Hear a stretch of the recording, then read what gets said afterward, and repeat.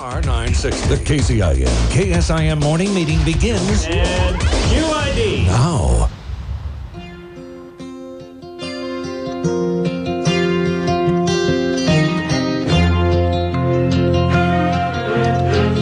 It's 8:40. A child arrived just the other day. Our guest this morning is the founder of Children of Domestic Violence. They go by the acronym CDV. He's authored a book called Invincible: The 10 Lies You Learn Growing Up with Domestic Violence and the Truths to Set You Free. I'm gonna be like you, Dad. You know On the live line is Brian F. Martin with his New York Times best-selling title. Good morning, Brian. Good morning, Fawn. How are you? Excellent. Thanks for joining us today. Appreciate it. Love that song. Yeah, I know, and it really just tears my heart Gets out of at my you, right? chest. Yeah, it gets me. A lot of us grew up with violence in the home, but didn't actually realize that that wasn't the way it was in everybody's home.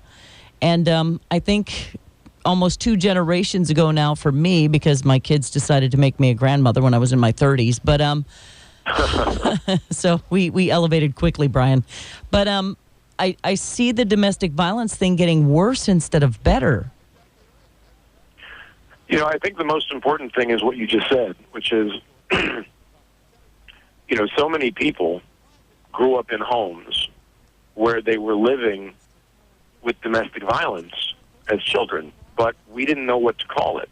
Mm-hmm. And that's the primary thing that we focus on, because growing up living with domestic violence is an adversity that we face in childhood. And there are like 10 of these adversities that we can face in our childhood home. And they all have really high awareness, right? We all know what physical child abuse, we know what sexual child abuse is. We know if we grew up living with, you know, parents who were, you know, there was drugs and alcohol everywhere. We knew if one of them was incarcerated. They all have categories that we understand. Mm-hmm. But what do you call it when you grow up living with domestic violence? I mean, Very few people know what to call it. And until you know what to call it, until you know it's a thing, in our brains, we can't even begin to process it. And that's why, you know, what it is called is childhood domestic violence. And our goal is to make sure that has the same level of awareness as any other adversity that we can face in our childhood home. Well, it's hard to admit that it went on, and you'll have brothers and sisters who remember things differently than you do, and it comes down to perception of the situation, I think. But they refuse to even admit or shed a light on the fact that it happened because I don't know if they're blocked, Brian, or what, but they just remember it differently. You know, I think part of it, Fawn, is, again, it's a really, your insight is really important, right? Mm-hmm. What you just said. It's first and foremost, you know, we can't begin to change.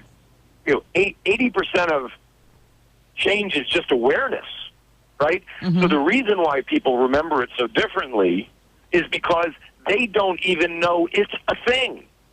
Because it's not domestic violence, right? That happens between the adults. Right. Researchers call it child witness to intimate partner violence, or QWITIV. Oh, my Lord. Have you ever heard of that? No. No one has. No one has. Yeah. And then you've got this word witness. And, you know, for anybody who grew up in one of these homes, you know, we have a problem with the word witness because the word witness doesn't adequately describe the impact. It's a weak word, and it wasn't something that we witnessed. It was something that we experienced. Just by getting into the vernacular of this word, no, you experience childhood domestic violence. It's a thing. This is what it does, and this is how you can work to undo it. I think it's really unique in the way that people do undo it because some can't, and they continue the cycle. I know a couple of my brothers are violent men, and my dad wasn't always a violent man, but when he got angry, I mean, game on. So it's continuing. Well, the impact, right, what happens is if you grow up in a home where you're experiencing adversity, right? Because adversity faced in childhood is very different than adversity faced when you're an adult. Right. Very different. Adversity faced in your childhood home is very different than adversity faced outside of your home. And what it does is it negatively wires a developing brain. It encodes a series of negative beliefs, or as I call them, lies, that the brain, doing its job, because the brain's job is to find evidence of what it believes is true, whether it's true or not. So if you believe some of these lies early on when you're 5, 6, 7, 8, 9, then your brain, doing its job throughout adolescence and even into early adulthood, is going to find evidence to believe why you are guilty, why you are worth less than others, why you are a resentful, angry person. And what we think of ourselves, right, that's how we act. And unless someone steps in to help us unlearn these lies, unless we are aware of it, we can't begin to reach our full potential.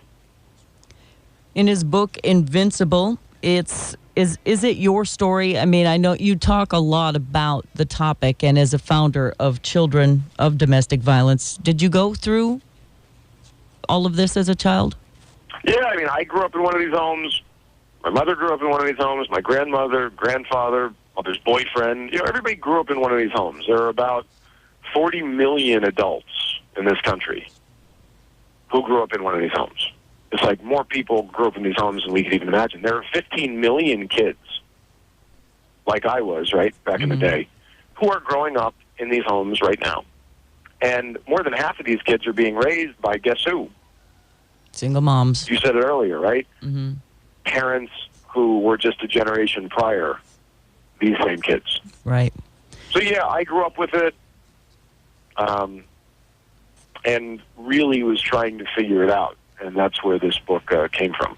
And you did figure it out, because your book is quite healing. It's quite leading and helps you get in touch with what's going on in your own life.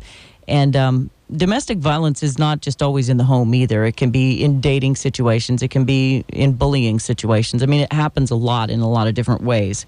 But when you see this in your home and then you go to your friend's home as a kid, and correct me if I'm wrong, Brian, but when I was young, I used to be so jealous of the families where everybody got along and no one was mad at each other and everybody was just this happy little copacetic union. I was so jealous of those families. Yeah, I mean, it's one of the lies that I learned. I think that a lot of people who grow up in one of these homes learn, which is that, another word for jealousy is we're resentful. Mm-hmm. We're resentful people because whatever you got unfairly because you didn't have to grow up in a home like I did. And therefore, I'm going to take it away from you, or I'm going to tear you down, or I'm going to root for you to fail. Because whatever you got, you don't deserve it. Yeah. That is a toxic way to go through life, and it's not true, right? We aren't resentful people. We just never knew to have compassion for ourselves because no one had compassion for us. So if we can't have compassion for ourselves, how can we have it for anybody else? It's the flip side of resentment, something we have to unlearn. So how do you unlearn it? I mean, let's take a child who sees a dad screaming and yelling at the mom, hitting her, calling her every foul name in the book, and by the time he's 9 years old, he's calling her those names too. How do you break him of that if he's still in that cycle? I have, in the book, there are so many stories of people who grew up in these homes facing all type of adversity. And many of the stories come down to, there's one thing that over and over again seems to prove resiliency, right? It seems to be the driver of when someone is in one of these homes, do they become resilient and get out of it and live a life where they're really, they understand the truth and they're on a path towards reaching their full potential in all areas of life. And it normally winds up being one person who steps in, one person who helps that young person or young adult or even adult, right? One person who steps in and helps them unlearn a lie or two. And for a young child, the one thing that most parents never do is they never address it with the child. 90% of parents believe that the kids don't know what's really going on, or that it's not really going to have an impact. But the truth is, 90% of kids do know, and it does have an impact. So the first step is that you must address it with the child, and you must make it clear to them that any of the lies that they believe, that they are guilty, that it is their fault, that they are unloved, that they are worthless, that they are alone. All of those lies, you got to break them down one for one and let the child understand that they are not that. And if you do that as a parent, if any of us do that in the life of a child or a young person, that is the first step, because then the brain begins to unlearn what it learned. Is it too late when they get to adulthood to switch it off? We used to think that the brain couldn't really unlearn. But only in the past couple of decades do we have research from, some of the leading thinkers in the world that make it very clear that the brain can unlearn. One of the mistakes we make is the moment we identify a thought pattern or a behavior, right? Here's a thought pattern. I'm worthless. I'm going to fail anyway. I'm going to fail. I'm not good enough for this. I'm not going to do this. I'm not good enough for this. That's a thought pattern. And then it leads to a behavior, which is, so I'm not even going to bother trying. Right?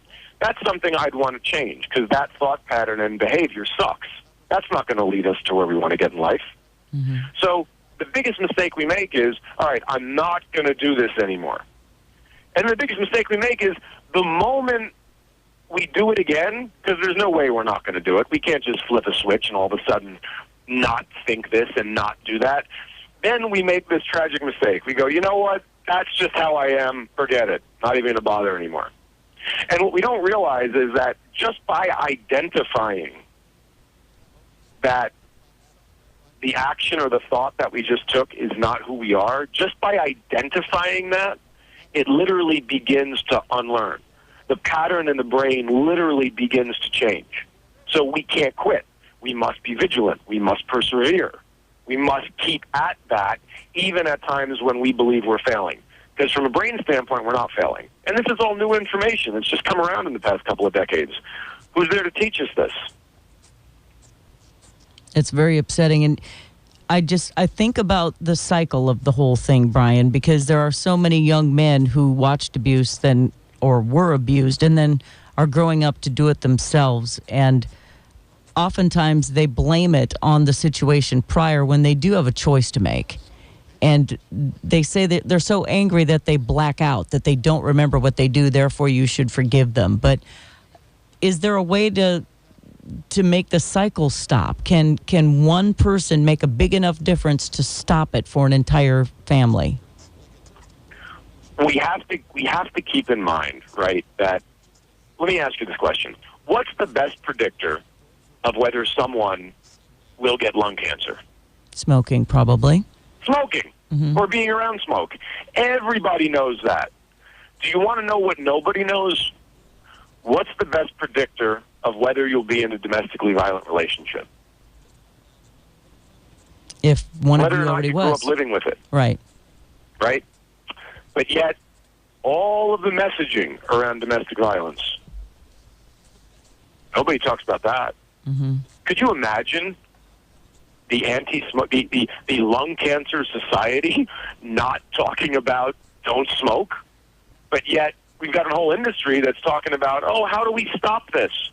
You got to get to the best predictor first. And nobody spends any time doing that.